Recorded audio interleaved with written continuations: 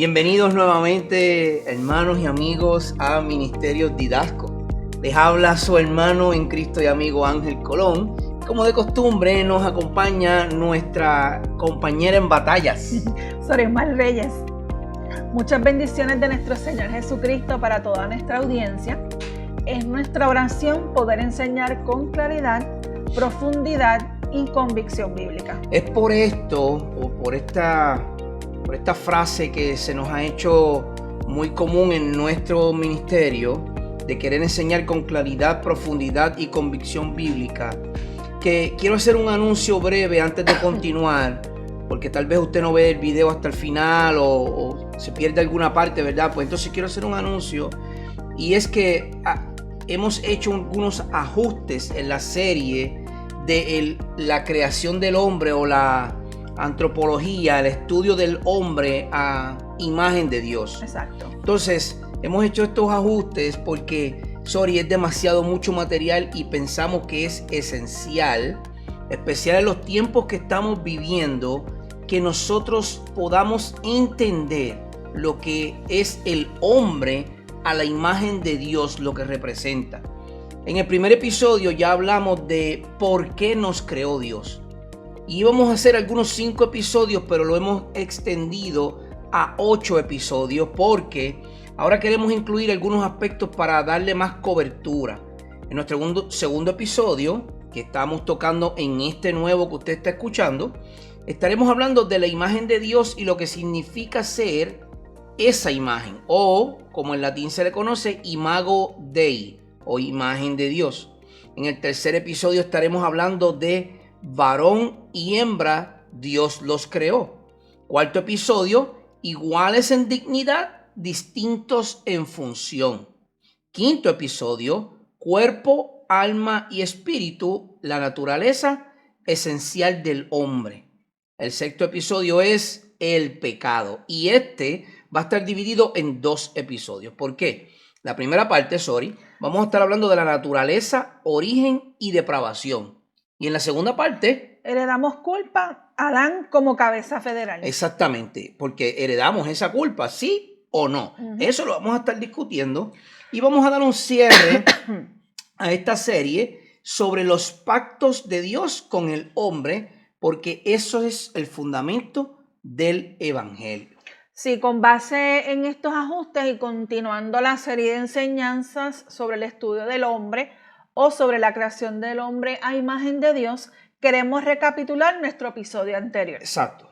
Allí respondimos a una pregunta fundamental, el por qué nos creó Dios. Exacto. Y afirmamos como respuesta general, basados en Isaías 43:7 y Romanos 11:36, que el hombre fue creado para la gloria de Dios. O sea que esa pregunta que contestamos en el primer episodio, que usted lo puede encontrar en YouTube y en todas las redes, de por qué nos creó Dios, nos creó para su gloria. Exacto. Ok. Ese es el propósito del ser humano. Ok, perfecto. No para autorrealización, no para autonomía, no para redefinición personal. Fuimos creados para reflejar la gloria del Creador. Y esa es la imagen de Dios en el hombre. Exacto. Para poder reflejar a Dios en nosotros. Entonces, pero ahora, ya que contestamos esa primera pregunta en nuestro primer episodio, queremos avanzar un poquito más, porque si nos detenemos en solamente contestar esta pregunta, ¿por qué nos creó Dios?, entonces no podremos entender la dignidad humana, la caída, la identidad, la santificación, ni el propósito del evangelio. Es decir, si solamente contestamos que Dios nos creó para su gloria, lo cual es cierto, claro, nos perdemos el resto de los motivos por el cual Dios nos creó. Y hoy vivimos en una generación, hermano y amigo, que no solo cuestiona la moralidad, sino también cuestiona su propio ser, es decir, su ontología. Y escuche esa palabra porque la vamos a repetir en varias ocasiones. Sí, cuando nos decimos ontología, hablamos del estudio del ser. O sea, de la persona, del ser. ¿Qué es lo que es el hombre en su esencia? Exacto, que es en su esencia, exacto. No que siente el hombre, no cómo se percibe el hombre o no cómo se identifica el hombre, sino qué es y quién es. Exacto. La ontología responde a la pregunta, ¿qué define la naturaleza esencial del ser humano? Y esa respuesta la da Génesis capítulo Claro. 1. ¿Qué dice Génesis 1:26? Y que responde con autoridad divina. Ah, exacto, porque es Dios hablando. Claro. Exacto. Y dijo Dios, hagamos al hombre a nuestra imagen, conforme a nuestra semejanza, y ejerza dominio sobre los peces del mar, sobre las aves del cielo, sobre los ganados, sobre toda la tierra y sobre todo reptil que se arrastra sobre la tierra. Exacto. Esta ontología humana, que es el estudio del ser humano, no nace de la psicología, sino de la creación. Como acabamos de ver en Génesis 1. Esto no se trata de la psicología, y yo no estoy en contra de la psicología. Al contrario, es una ciencia que ayuda... Es una herramienta. Exacto, a conocer en cierta parte, porque no del todo, la mente humana. Correcto, pero el ser humano no nace de la psicología, sociología o la cultura. Eso es parte. Eso es parte. El ser humano nace de la creación, y uno de los teólogos que vamos a estar citando, porque recuerden que esto es doctrina bíblica o teología bíblica y sistemática, porque hay una combinación de ambas. Uno de los que vamos a estar citando se llamó Louis Berkhoff, y este teólogo dice que una criatura racional, moral y espiritual creada por Dios depende de él. Es decir, nosotros que fuimos criatura racional, moral y espiritual creada por él, dependemos de él. Pero otro teólogo que también vamos a estar citando, que se conoce como Herman Bavinck, añade lo siguiente: el hombre no es simplemente una criatura más. Es decir, tú no eres una bestia, tú no eres un lobo, ahora mismo vamos a hablar de eso. Tú no eres un lobo, tú no eres un gatito, tú no eres un perrito ni un pajarito. Tú no eres otra criatura más. Bavinck dice que el hombre no es simplemente una criatura más, es la corona visible de la creación. Pero otro más para añadirle a esto, porque esto ha sido escrito a través de la historia y en estos últimos tiempos lo hemos echado a un lado. Y tenemos que enfatizarlo porque tenemos que saber nuestra identidad. Definitivamente. Entonces, un teólogo más moderno, teólogo reformado Joel Beeke, enfatiza lo siguiente: la imagen de Dios no es una doctrina periférica, es el fundamento de la espiritualidad reformada. Por eso hoy profundizamos en este segundo episodio bajo el tema la imagen de Dios. ¿Qué significa ser imago Dei o imagen de Dios? Comenzamos como lo que dijimos en nuestra introducción. Ajá. Sobre Génesis del 1:26 al 27, donde dice, entonces dijo Dios, hagamos al hombre a nuestra imagen conforme a nuestra semejanza. Exacto, exacto. Pero, ¿qué quiso decir Dios en estos versos que tanto se ha predicado y que aún hoy en día producen tanta confusión respecto a la creación del hombre a su imagen? Disculpen, porque muchos afirman que aquí se encuentra la imagen de la Trinidad si no se expresa en palabras. Eso es una muy buena pregunta. Primero, este verso, hagamos al hombre a nuestra imagen, ha traído mucha confusión. Sí. Mucha gente dice, bueno, ese es Dios hablando, porque después de todo, Dios es un solo Dios, pero es trino, es Dios en tres personas. Correcto. Pero es un solo Dios. Entonces también la pregunta, pero Ángel, es que en la Biblia no aparece la palabra Trinidad. No. ¿Cómo tú puedes decir que en ese verso de Génesis 1:26 aparece la Trinidad? Bueno, vamos a contestar esto de diferentes ángulos.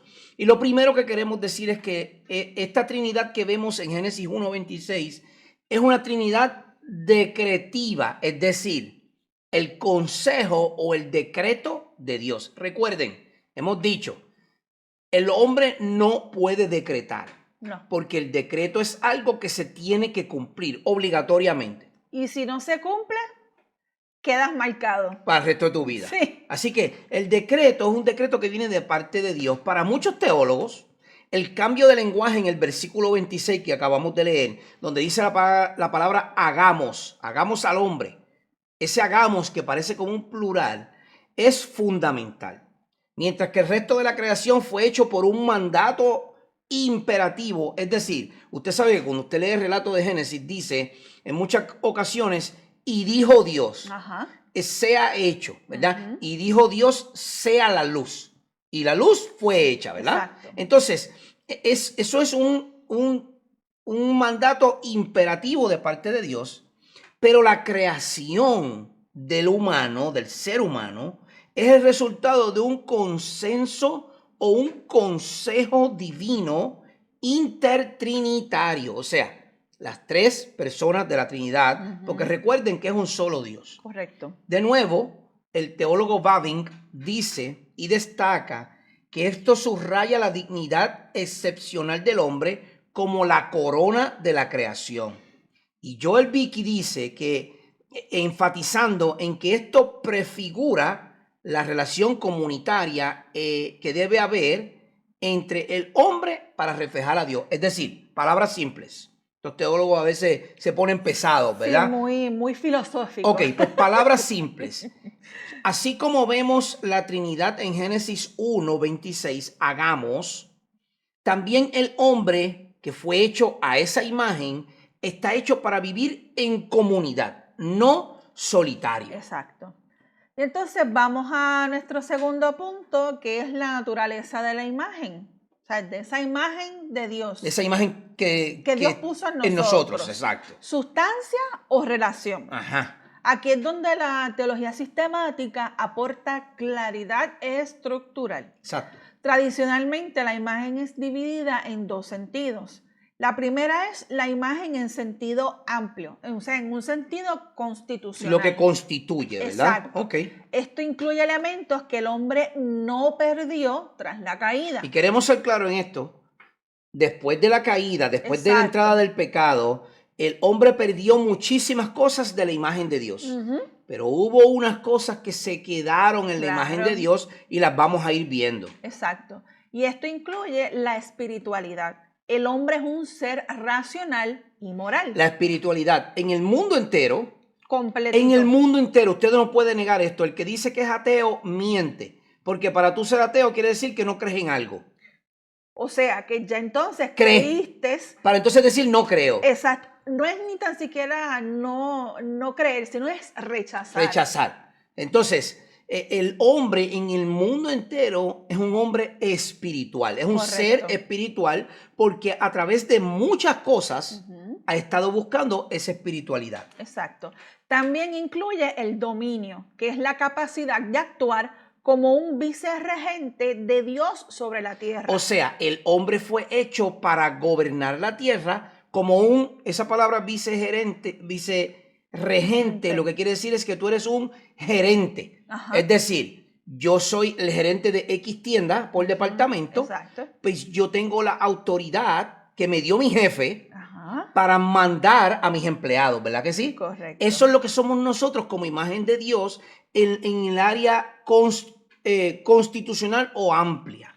Y el otro elemento es la inmortalidad, que es una naturaleza diseñada para la persistencia. Por eso es que cuando el hombre se enferma, se preocupa y sale corriendo para el hospital, porque el hombre no se quiere morir. El hombre tiene un sentido en esa imagen de Dios grabada en él, que quiere preservar su vida. Por eso es que hoy día tenemos estas influencias de los maquillajes, del botox, porque la belleza, a pesar de que se va al lado de la vanidad, ¿verdad? Porque se convierte en un ídolo. Sí, cuando se va a extremo. Correcto. Aún así el hombre quiere conservar su vida, porque en él hay una inmortalidad.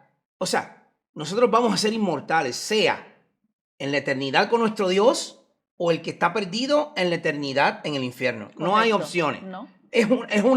Es eterno. O es en un sitio o en el otro. Es eterno y eso está grabado en nuestro ser. Y esta naturaleza de la imagen es la otra parte, es la imagen en sentido estricto. O sea, la parte moral. La parte moral, exacto. Aquí entonces la imagen consiste originalmente en conocimiento, justicia y santidad verdadera.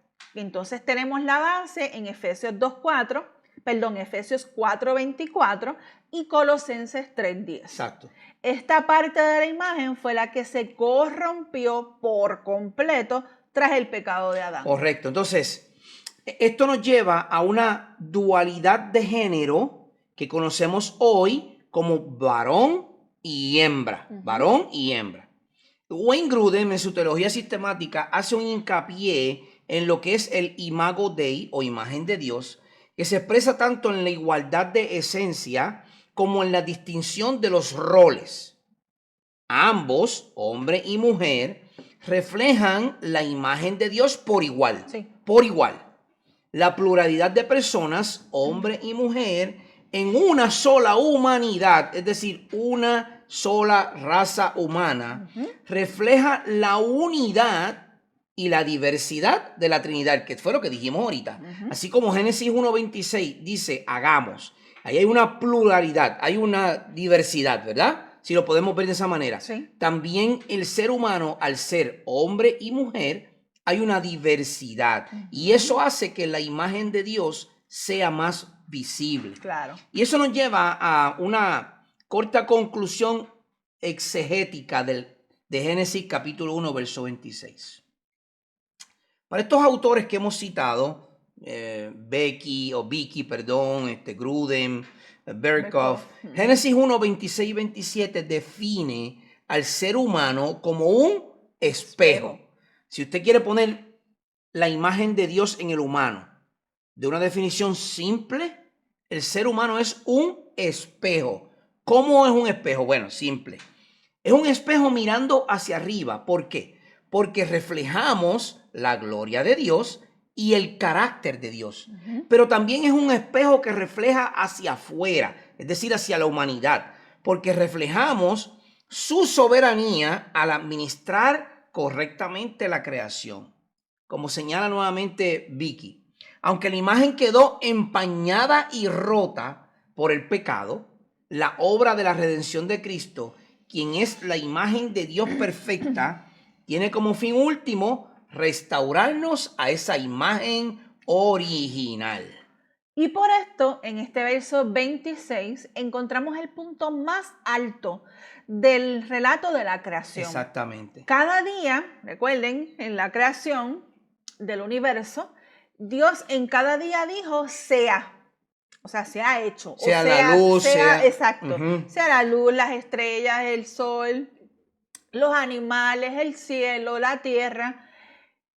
Pero en el día sexto, Dios delibera.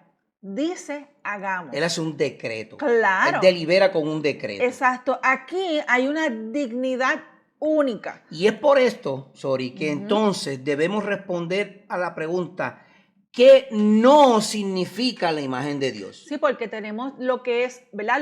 La imagen como tal. La imagen como tal, pero también a partir de la caída ¿verdad? Del pecado de Adán y Eva, nosotros nos quedamos con una parte de la imagen de Dios. Pero entonces vamos a aclarar qué no significa esa imagen. ¿Qué no significa esa imagen? Bueno, primero debemos eliminar errores. Exacto. No significa que Dios tenga un cuerpo físico. Esa no es la imagen de Dios. Juan capítulo 4, verso 24 dice, Dios es espíritu y los que adoran deben adorar en espíritu y en verdad. Y ustedes saben que este es el relato, y si no lo sabe, este es el relato en el capítulo 4 del Evangelio de Juan, donde Jesús se encuentra con la mujer samaritana. Exacto. Y él le está diciendo a ella, Dios es espíritu. Dios no tiene cuerpo. Ustedes están adorando lo que ustedes no conocen. Exacto. Y no significa que compartimos esa esencia divina. Exactamente. No somos extensiones de Dios, como muchos mencionan, ¿verdad? Y creen por ahí. No somos emanaciones, tampoco somos nada galáctico o místico, esas cosas así. Y tampoco no somos mini deidades, o sea, no somos mini dioses. Pequeños dioses, exacto. Ontológicamente seguimos siendo criaturas. Somos seres hechos por Dios. hechos por Dios. Eso es importante que lo hayas dicho porque se ha proliferado. Ajá. La palabra es bien difícil. Se ha expandido. Así es mejor. Se ha expandido una creencia o enseñanza que nosotros somos mini dioses. No. Que nosotros somos pequeños dioses. Porque como somos hijos de Dios, pues somos pequeños dioses. Tenga mucho cuidado, especialmente a usted, hermano creyente, lo que usted escucha por las redes sociales, porque no somos mini dioses. No. Somos seres creados por Dios. Exacto. Somos la raza humana, hombre y mujer, iguales ante Dios, pero con distintos roles. Claro. Entonces, de nuevo citamos a Berkov, que dice: la imagen de Dios no implica identidad de esencia, sino semejanza analógica. Y esto lo que quiere decir es que somos un reflejo de Dios, no iguales a Dios. Entonces, entramos a nuestra segunda parte, que es las dimensiones a las cuales se expande esta imagen. ¿Qué nos dice Efesios 4, que ahorita lo mencionamos en el verso 21 al 24? Sí, Efesios 4, 21 al 24 dice de la siguiente manera: si en verdad lo oyeron y han sido enseñados en él, conforme a la verdad que hay en Jesús, que en cuanto a la anterior manera de vivir, ustedes se despojen del viejo hombre, que se corrompe según los deseos engañosos, y que sean renovados en el espíritu de su mente, y se vistan del nuevo hombre, el cual en la semejanza de Dios ha sido creado en la justicia y la santidad de la verdad. Fíjate, esa es la descripción del nuevo hombre. Correcto. De esa nueva imagen en Cristo Jesús. Fuimos creados a la semejanza de Dios, por lo que ahora nosotros tenemos que andar en justicia y en santidad de la verdad.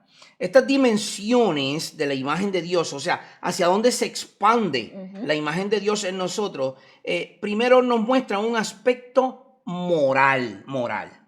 Adán fue creado en la justicia original. Babin dice: la justicia original no fue un añadido externo, sino parte integral de la naturaleza humana creada. Es decir, esto significa que el hombre fue creado sin corrupción, Adán, sin inclinación pecaminosa y en armonía con Dios. Pero esa dimensión del aspecto moral se fue poco a poco manchando luego de la caída, y entonces también impactó las dimensiones del aspecto intelectual. Si ahí entonces hablamos en el aspecto intelectual, lo que es la capacidad racional, nuestro lenguaje y nuestro pensamiento abstracto. Vicky enfatiza que el conocimiento verdadero de Dios formaba parte de la imagen. Y Pablo nos lo dice en Colosenses 3. En Colosenses 3:10 dice así: y se han vestido del nuevo hombre, el cual se va renovando hacia un verdadero conocimiento, conforme a la imagen de aquel que lo creó. O sea que nos vamos renovando poco a poco. Correcto. En Cristo Jesús a su imagen, para Exacto. volver a tener esa imagen que teníamos en la creación original de Adán, ¿verdad? Pero la caída afectó tanto el conocimiento como la capacidad. Ya se fue la moral, ya se fue lo intelectual, pero esa dimensión no se queda ahí, porque nos lleva a una dimensión de aspecto relacional. Nos relacionamos. Fíjense lo que dice Génesis: varón y hembra los creó. La imagen incluye comunidad. Yo no estoy solo, yo estoy con mi esposa. No incluye individualismo radical, es decir, yo me alejo a un monasterio en una montaña y allá vivo solo como un ermitaño. O como una cabina en la montaña. De Alaska, allá en lo más frío del mundo. No, eso no es lo que quiere decir eso. La Trinidad refleja comunión eterna. El hombre refleja la comunión relacional creada. Nos relacionamos. Sí. Entonces vamos a otro aspecto, que es entonces en la dimensión del aspecto representativo. Representamos a Dios. Exacto. En Génesis 1:28 dice: Dios los bendijo y les dijo: sean fecundos y multiplíquense, llenen la tierra y sométanla. Ejerzan dominio sobre los peces del mar, sobre las aves del cielo y sobre todo ser viviente que se mueve sobre la tierra. Aquí el hombre actúa como un representante real. Hemos dicho en varias ocasiones, Sori, me recuerda que hemos dicho, Sí. hemos hablado a nuestra audiencia también, que yo sé que nos han escuchado, y hemos dicho que nosotros somos embajadores. Embajadores. Un embajador es el que representa a una nación. Correcto. El embajador de Estados Unidos en Irak representa a la nación americana en Irak. Nosotros somos embajadores del reino. Y en Génesis 1:28 se dice que ejerzamos dominio. Nosotros somos ese embajador real o representante real. Berkhoff dice que el hombre fue constituido como administrador de Dios sobre la creación. Esto da un fundamento esencial al hombre. El fundamento del trabajo, la cultura, el arte, la ciencia y la responsabilidad social. Es decir, todas estas facetas deben ser representadas de Dios ante los hombres. Y eso nos lleva a nuestra tercera sección, que luego que hablamos de esa imagen, ahora vamos a hablar de lo que sucedió con esa imagen caída. Ya les dijimos lo que es esa imagen, ahora vamos a decirle lo que es esa imagen luego que el pecado entró. Exacto. Entonces, vamos un poco más adelante en el libro de Génesis, en Génesis capítulo 9, verso 6, donde dice: el que derrame sangre de hombre, por el hombre su sangre será derramada, porque a imagen de Dios hizo él, refiriéndose a Dios, al hombre. Exacto. Este texto es clave porque se escribió después del diluvio, siglos después de la caída. Exacto. Eso significa algo fundamental. La imagen no fue eliminada, pero tampoco quedó intacta. Entonces, esa imagen que dijimos que era relacional, representativa, es una imagen que muestra a Dios, es una imagen que es intelectual, es una imagen que es moral. Esa imagen perfecta que Dios creó en nosotros, ahora cae después del pecado. Y en Génesis 9, como tú muy bien nos has dicho, Dios vuelve a recordar después del diluvio. Después del diluvio, que toda la raza humana murió menos 8, ¿verdad? Tenemos a Noé y a su familia, son 8 en el arca. Luego de que Dios erradica la población, Él le dice una advertencia, Él hace una advertencia y Él dice: recuerda, el que cometa pecado, Él se está refiriendo a lo que Caín hizo. Exacto. Que mató a Abel. Ajá. El que cometa pecado, sí, porque cayó, sangre fue derramada. Sangre fue derramada. Hubo pecado en la caída cuando comieron del fruto prohibido. Entonces Dios les está diciendo: el que haga tal cosa, va a quedar, yo voy a demandar su sangre porque yo los hice a mi imagen. Entonces, aquí tenemos una distinción que muchos han conocido a través de la historia, y yo me aferro a ella, que es la distinción reformada, que nos muestra una imagen estructural y una imagen moral. Esas dos imágenes, ambas cayeron en el pecado. La teología reformada histórica ha hecho una distinción que es muy útil, amigo y hermano. La imagen estructural es lo que es natural, es la racionalidad, la personalidad, la capacidad moral y la espiritualidad. Y la imagen moral, que es la ética, es justicia original, santidad y rectitud. Entonces, Luis Berkhoff explica: la imagen de Dios en el sentido más amplio permanece en el hombre después de la caída, pero en el sentido más restringido, conocimiento verdadero, justicia y santidad. Esa parte fue perdida. Exactamente, o sea que hay una imagen todavía grabada en nosotros, claro, pero hay una parte que fue perdida. Pero entonces eso lo llevamos a lo que dice la Escritura, para que no salga solo de nosotros o de teólogos que estamos citando. Efesios 4:24 y Colosenses 3:10 nos muestran que aquello que se renueva es la justicia, la santidad y el conocimiento verdadero. Así dice la Escritura en Efesios 4. Y se vistan del nuevo hombre, el cual en la semejanza de Dios, ha sido creado en la justicia, la santidad y la verdad. Eso implica que esas dimensiones quedaron profundamente dañadas y ahora nos tenemos que renovar. Pero eso usted no lo puede hacer por su propia cuenta. No. ¿Ok? Luego entonces esta parte, lo que es la depravación total y esta distorsión de la imagen. Exacto. Efesios 4:18 nos dice, ellos tienen entenebrecido su entendimiento, están excluidos de la vida de Dios por causa de la ignorancia que hay en ellos, por la dureza de su corazón. Ahí nos está mostrando Efesios cómo Pablo en la carta a los Efesios, cómo esa moralidad del hombre cayó y han sido excluidos por causa de ese pecado. Pero Romanos 3, y vamos a parafrasearlo porque es extenso, Romanos 3 del 10 al 12 nos dice que no hay justo ni aún uno. La depravación total no significa que el hombre haya dejado de ser imagen de Dios. Significa que cada facultad fue afectada, por lo que nuestra mente fue oscurecida, nuestra voluntad siempre va a estar inclinada hacia el mal, nuestros afectos van a estar desordenados. Un día amamos, otro día odiamos.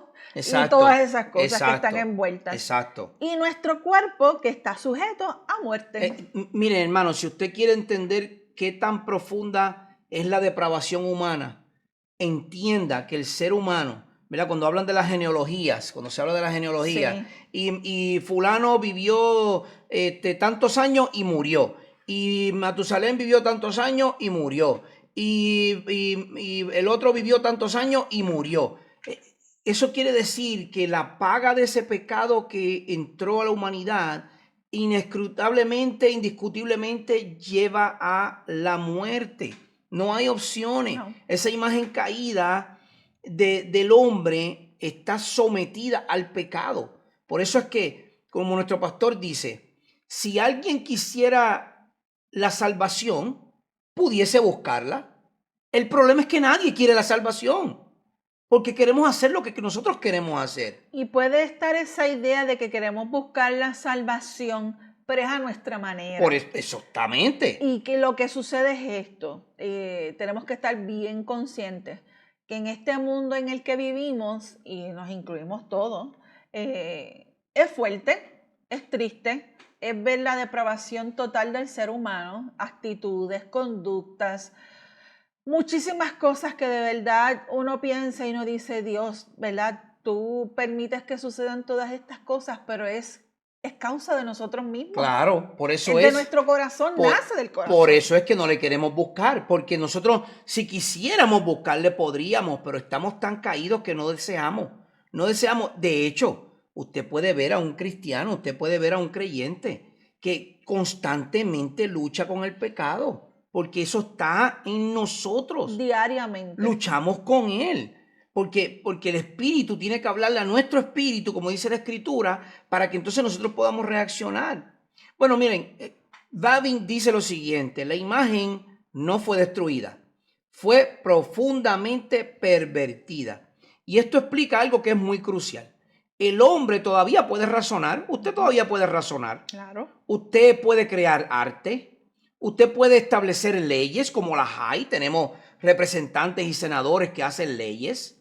Usted puede amar, hay muchos que no son cristianos que aman profundamente, pero lo hace con una inclinación totalmente torcida, porque ese ser humano que ama a su esposa, la ama a su manera y no a la manera de Dios. Pero ¿cómo tú sabes eso, Ángel? Pues muy simple. Usted puede amar a su esposa sin envidias. Usted puede amar a su esposa sin celos. Usted puede amar a su esposa soportándolo todo. Es decir, si su esposa, estoy hablando de los varones, si su esposa contrae un cáncer, Dios la guarde, pero si su esposa contrae un cáncer, ¿usted la amaría igual que el primer día que la conoció? Si su esposa sube unas libritas, ¿usted amaría a su esposa igual que como usted la amó cuando la conoció por primera vez? Con tal vez 110 libras. ¿Ah? Y luego ahora tiene 3 niños. y ya no es lo mismo y las hormonas van cambiando, ¿usted amaría igual? Pues claro que no. Eso es lo que dice 1 Corintios 13. El amor que es de Dios todo lo soporta, todo lo puede, todo lo guarda, no es envidioso, no es jactancioso. Sin embargo, el amor humano va en contra porque está torcido. Si es defectuoso. Es defectuoso, por lo tanto podemos amar, pero no a la manera que Dios ama. Es imposible sin Dios. Esa distorsión, entonces ahora se torna en la distorsión del ser o la distorsión ontológica. Si aquí entonces volvemos al tema de la ontología, que es el hombre siguiendo el ser hombre y mujer. Ese es su ser, lo que constituye.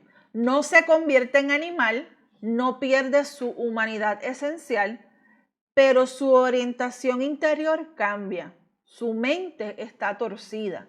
Entonces, en lugar de reflejar la gloria divina, refleja la autonomía pecaminosa. Mire, hermano, si usted quiere ver la distorsión del hombre en plena capacidad, no mire los Therians, que eso está de moda en estos días. Eso es un tema que eso está de moda en estos días. Ahora, pero eso ha existido hace tiempo. No mire los Therians, no mire el hombre que dice que se siente mujer, o la mujer que se dice que se siente hombre, o yo me siento palma, o hoy yo no tengo sexo, hoy soy asexual, hoy yo no tengo un sexo, ¿verdad? Los binarios, los no binarios, y todo ese tipo de cosas. No mire eso. Vaya a la Escritura, y en el primer siglo de la iglesia, usted va a ver la carta a los romanos. Y en la carta a los romanos, en el capítulo 1, léase el capítulo 1. Y usted va a ver la depravación del ser humano.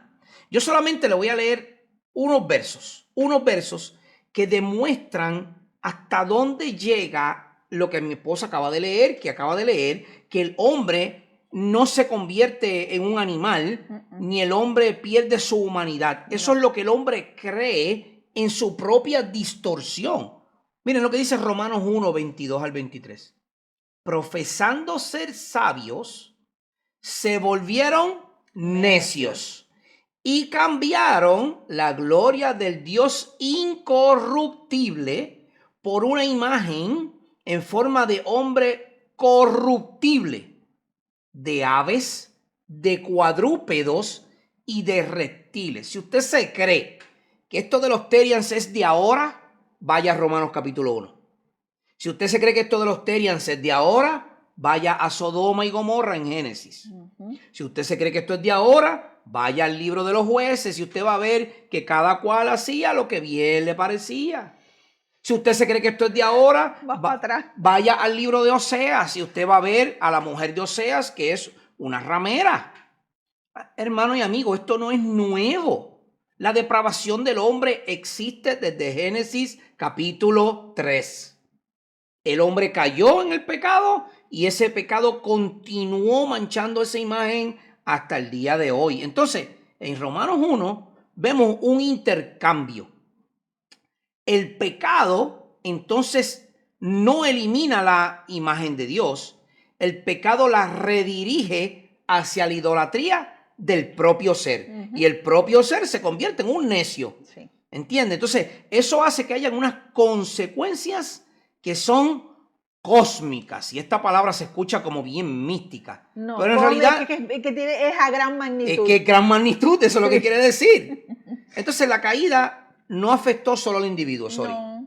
En Romanos 8, 20 al 21 dice lo siguiente: porque la creación fue sometida a vanidad, no de su propia voluntad, sino por causa de aquel que la sometió, en la esperanza de que la creación misma será también liberada de la esclavitud de la corrupción a la libertad de la gloria de los hijos de Dios. Es decir, ese hombre que también fue sometido al pecado por causa de su propia caída, llevó a que la creación también fuese sometida a la esclavitud de ese pecado. Sí. Y por eso es que vemos que bacterias que fueron creadas para la descomposición de la materia, ahora esas bacterias se han tornado en nuestra contra. ¿Y los virus?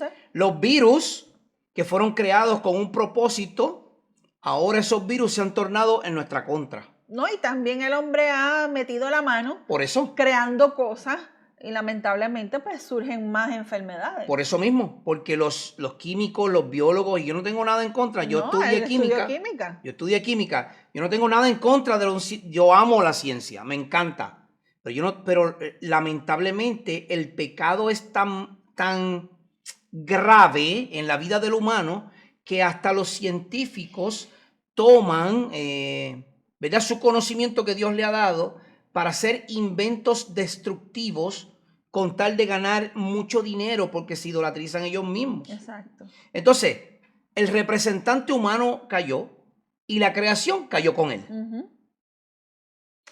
La imagen dañada afecta lo que es la cultura, la familia, el gobierno, mi gente. Ajá. Vean los gobiernos de todos los países Eso es el del pecado. mundo. Eso claro. es el pecado. Eso es el pecado. Eso es la caída. Sí, la ética, la sexualidad y nuestra identidad.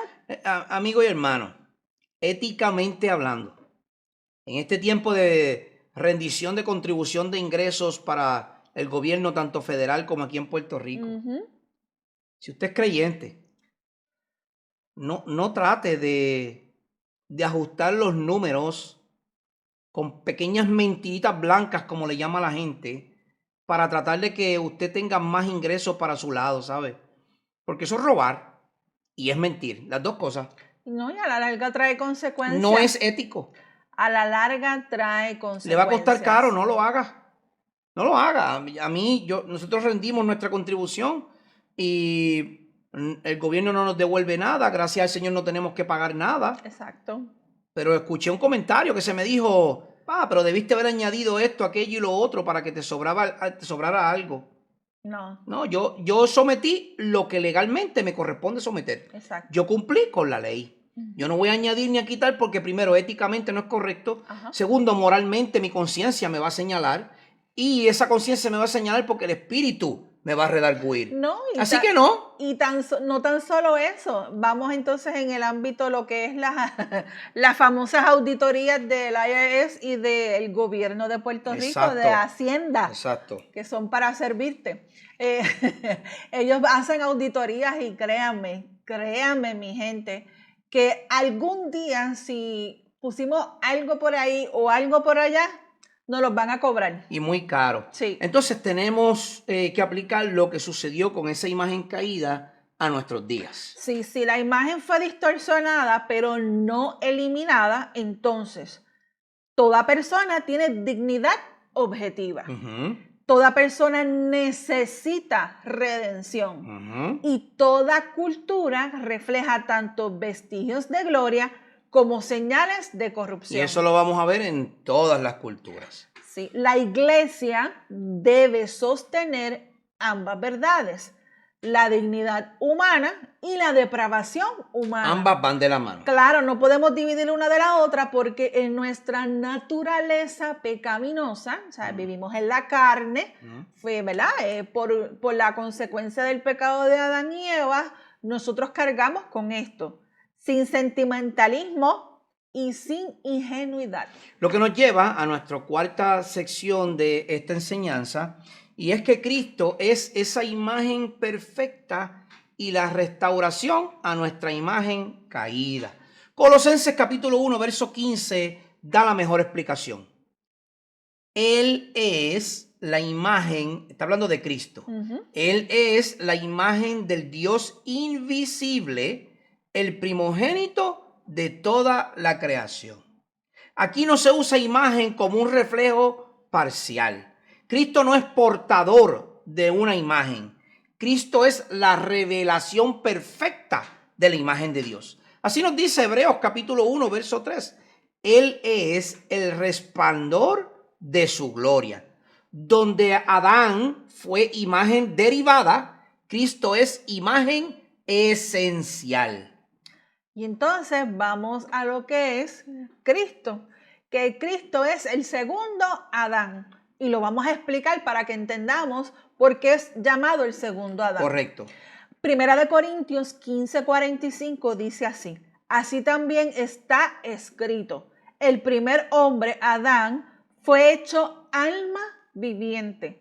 El último Adán, refiriéndose a Cristo, espíritu que da vida. El único que puede dar vida es el que venció la muerte y ese es nuestro Señor Jesucristo. Claro, Adán falló como representante y Cristo obedece como representante. Exacto. Aquí entonces vamos a entrar a la doctrina de lo que se llama la cabeza federal. Y esta cabeza federal la vamos a explicar un poquito más en otros episodios. Exacto, sí. Aquí solamente le vamos a dar algunos toques de entrada para que usted pueda entender. Romanos 5:19 dice, porque así como la desobediencia de un hombre, los muchos fueron constituidos pecadores, ese es Adán, así también por la obediencia de uno, ese es Cristo, los muchos serán constituidos justos. Es decir, Adán era nuestra cabeza federal. Pero esa cabeza cayó. Y ahora Cristo se ha convertido en ese agente o cabeza federal que nos justifica por medio de su vida perfecta. La restauración de la imagen de Dios no es un moralismo, es unión con Cristo. Y aquí entonces vamos a la parte de lo que significa la regeneración, que es el comienzo de nuestra restauración. Juan 3:3 dice lo siguiente, Jesús le contestó, en verdad te digo que el que no nace de nuevo no puede ver el reino de Dios. Y ahí Jesús le está hablando a Nicodemo, exacto, que fue escondidito a ver cómo es que esto funciona, a ver cómo funciona, y Jesús le está diciendo, te tengo que decir algo, tienes que nacer de nuevo. La imagen moral no se repara con educación, se renueva por regeneración. Exacto. Joel Vicky explica, la santificación es la recuperación progresiva de la semejanza moral con Dios.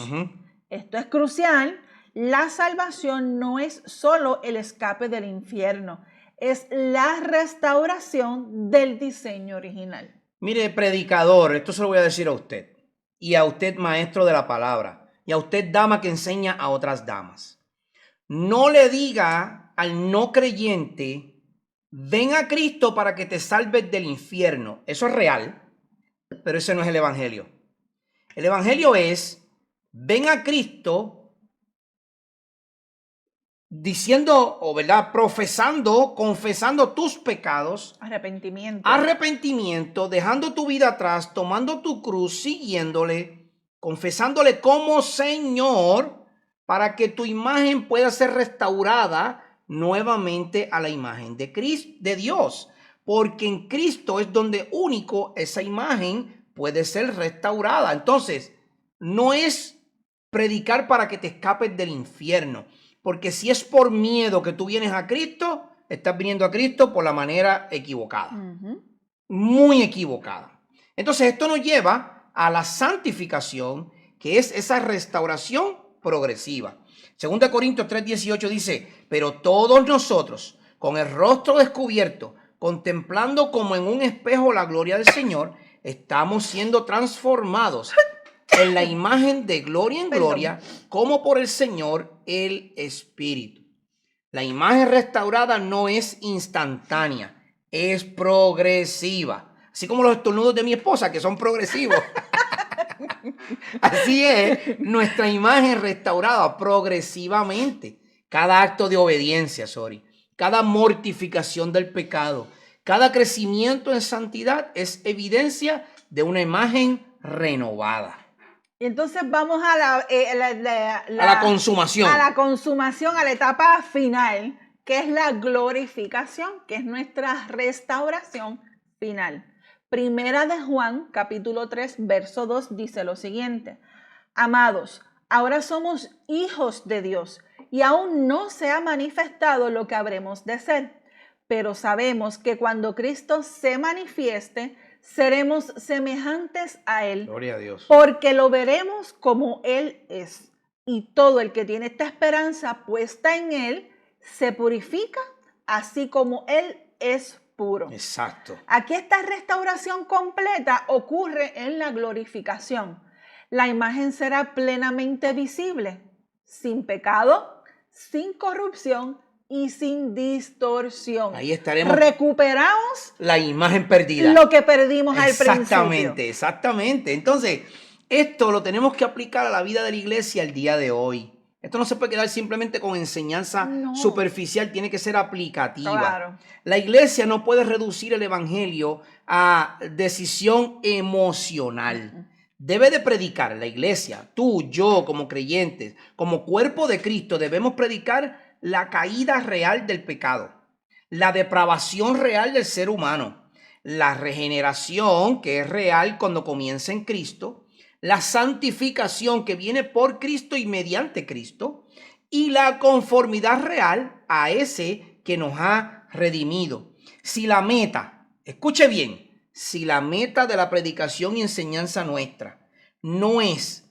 que usted llegue a la restauración de la imagen de aquel que nos hizo, hemos reducido el evangelio.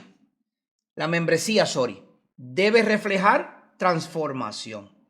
Una iglesia que no está siendo transformada a la imagen de Cristo, cuidado con esa predicación y con ese evangelio que se predica. La adoración de la iglesia debe reflejar santidad. Es decir, usted da ofrenda, que eso es adoración, porque usted ama a Dios. Usted no da para que Dios le dé. Eso es un error teológico. Eso se llama quid pro quo. Y Dios no funciona de esa manera. No. Usted da porque usted ama. Pablo dice, cada uno dé como propuso en su corazón. No por necesidad, sino porque Dios ama al dador alegre o al dador que da de corazón. Eso es parte de la adoración. La adoración no es solo canciones. Usted da porque usted ama. Usted canta a Dios, aunque cante feo como yo, porque usted ama a Dios. Usted no canta porque es un concierto. No. Usted no canta porque usted es el mejor vocalista. Usted no canta o toca un instrumento porque es el mejor músico. Usted canta y adora para Dios. Entonces, el discipulado debe apuntar a la conformidad con la imagen de Cristo. Si lo que yo enseño es para que usted me siga a mí, se perdió todo. No. Usted no puede seguir al hombre. Usted tiene que seguir a Cristo. Si la imago Dei o la imagen de Dios es real, entonces la iglesia no puede adoptar una antropología secular. Es decir, un estudio del hombre porque es hombre. No. No puede redefinir el género, no puede relativizar la identidad y no puede acomodar el pecado. Aquí entra una enseñanza clave y la voy a decir breve. No hay mujeres pastoras. No hay. Usted no puede redefinir el género. 1 Timoteo capítulo 3 dice, marido de una sola mujer. Eso es un hombre, es el esposo, y la mujer es su esposa, su ayuda. El hombre es el pastor y la mujer es la ayuda idónea del pastor. No es la pastora. Eso no existe. Así que usted como iglesia no puede redefinir la imagen que ya Dios dio. Y entonces afirmamos una dignidad humana desde la concepción, una complementariedad bíblica y una responsabilidad moral necesitada de regeneración. Exactamente. La imagen de Dios es la raíz de la consejería bíblica, la raíz del discipulado y la raíz de la predicación.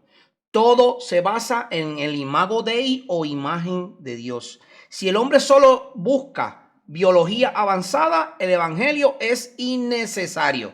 Pero si el hombre es imagen caída, Cristo es indispensable para restaurar esa imagen. Además, la adoración debe reflejar la imagen restaurada, no entretenimiento, no antropocentrismo o el hombre como centro, sino reverencia, porque la imagen fue creada para reflejar gloria de quien le creó. Y eso lleva al capítulo anterior, ¿verdad que sí? Exacto. Que hablamos que fuimos creados para la gloria de Dios. Si fuimos creados para la gloria de Dios, que fue el primer episodio, sí. En este segundo episodio estamos hablando de que esa imagen somos nosotros y nosotros estamos llamados a reflejar a ese que nos creó. Tú no fuiste creado para redefinirte. Ahora tú no eres un lobo. Ahora tú eres un hombre. Tú no te puedes redefinir. Eso no existe. Ya Dios te definió. Exacto. ¿Eres hombre o eres mujer? Exacto. No hay más nada. Y los dos son una raza.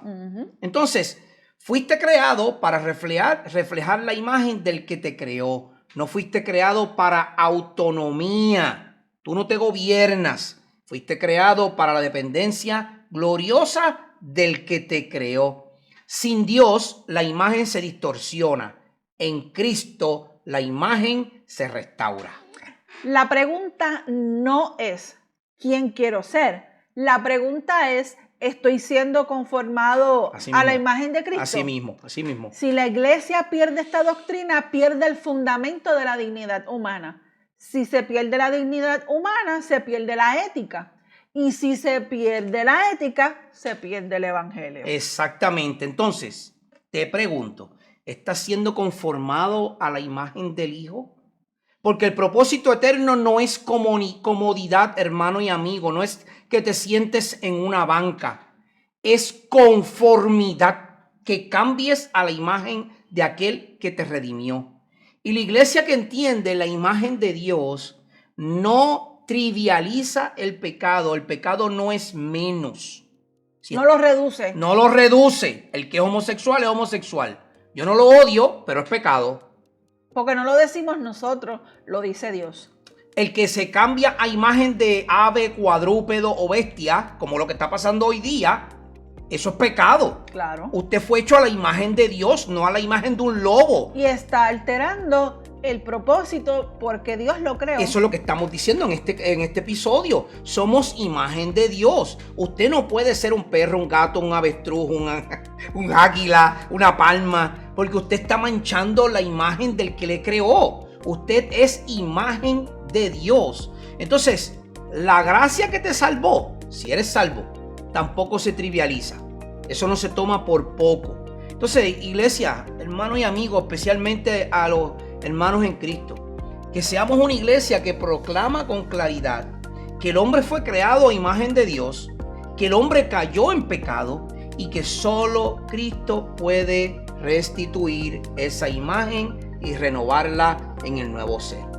Hasta aquí este episodio extenso. Sabemos que tal vez usted no dure hasta el final, pero si está escuchando estas palabras finales, gracias por quedarse con nosotros hasta el final. Gracias por escuchar todo el episodio. Gracias por comentar y gracias por ser parte de este ministerio que estamos tratando de llegar lejos ante un mundo que odia el nombre de nuestro Señor Jesucristo. Así es. Así que hasta la próxima. Les habló su hermano en Cristo y amigo Ángel Colón y la guerrera. Sorismar Reyes. Será una bendición poder estar con ustedes nuevamente en otro episodio de Ministerio Didasco. Hasta la próxima. Innumerables bendiciones del Señor para tu vida.